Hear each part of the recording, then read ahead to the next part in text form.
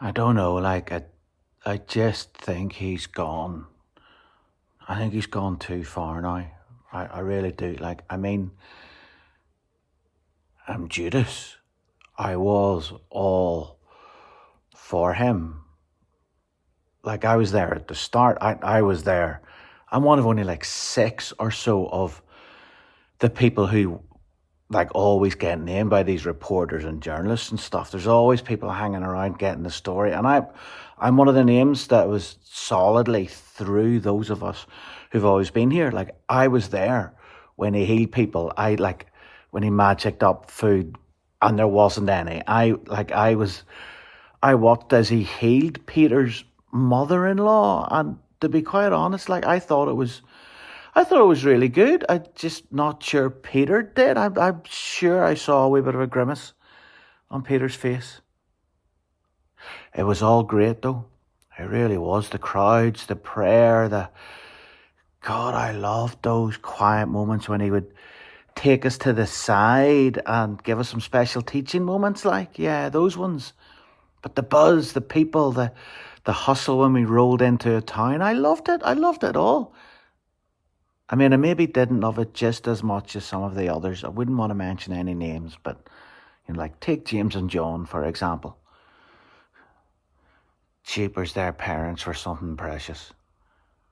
Imagine having a dad called Thunder as a nickname, and then jeepers, their mum coming up to the boss and saying "Can my boys be right beside you whenever the revolution comes? Can you keep them specially at your table?" He told her where to go.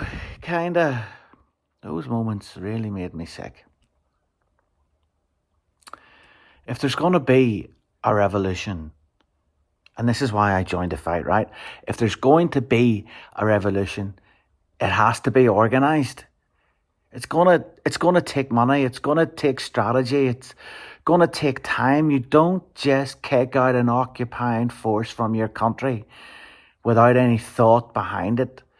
There's energy needed, passion needed, agitation. There's agitation and fighting needed.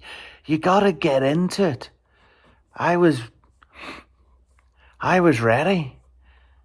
Yes, I know Jesus at times came all about the love and the care for the forgotten, but I always thought he was bringing back the lonely to build up the numbers. I thought he was doing that so we'd have more people, like those forgotten by the system, giving them something to live for, something to take hold of, and then there'd be more of us. That's what I thought.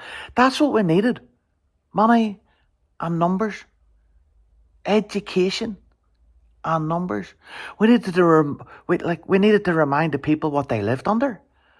How we have to change everything. Remind them of God's call on their lives, and then recruit them. Bring them into the fold. Get them ready to overturn the system. Bring the promised kingdom.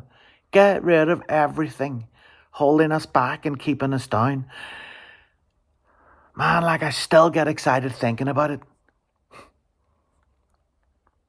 Went a bit wrong though. He went a bit lefty, if you like, started kicking for the other side. I remember when some of the ones who were beginning to hang around with us and join in, I remember them getting freaked out and some of them clearing off because they thought what he was asking was too hard. And he was like, well, if you're going to go. And then he turned to us and he's like, "Are you going too?" And Peter was like, "Yeah, where?"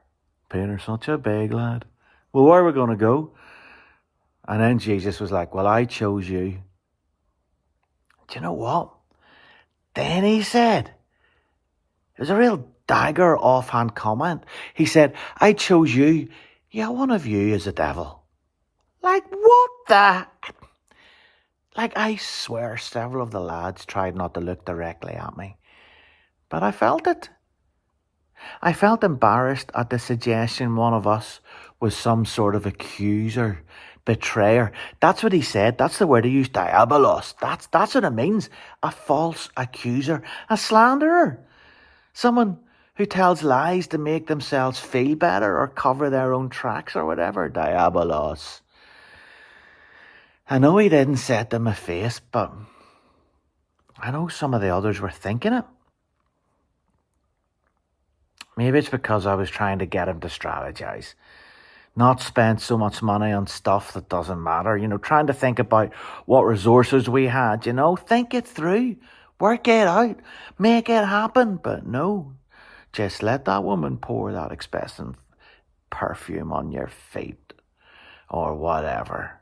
He just kept on putting actual humans first. Healing here, touching there. Feasting with politicians here, hanging with the rabble there. Talking to the sick here, bringing in the forgotten there. It's always people first. I did get excited when I saw the mess he made in the temple, though. The faces on the priests and the bankers. Oh, priceless. I did have a moment when he threw around those tables. Did have a moment of thinking, maybe it'll all be worth it. Here we go. This is it. This is the start of the revolution. And then what happens? He cleared off.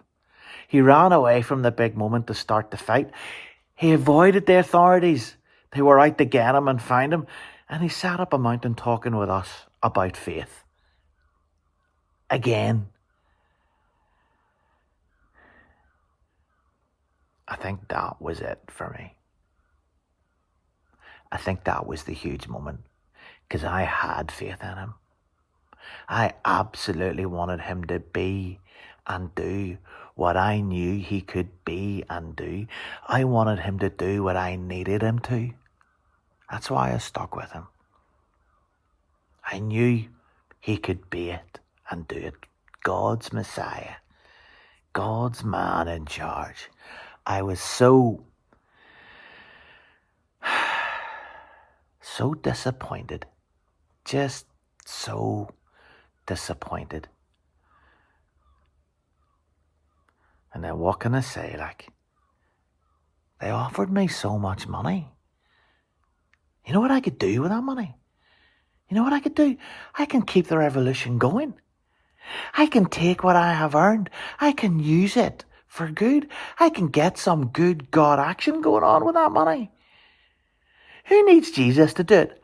I can do it. You know what he's just done there now? Just there now. He's just washed my feet. My feet.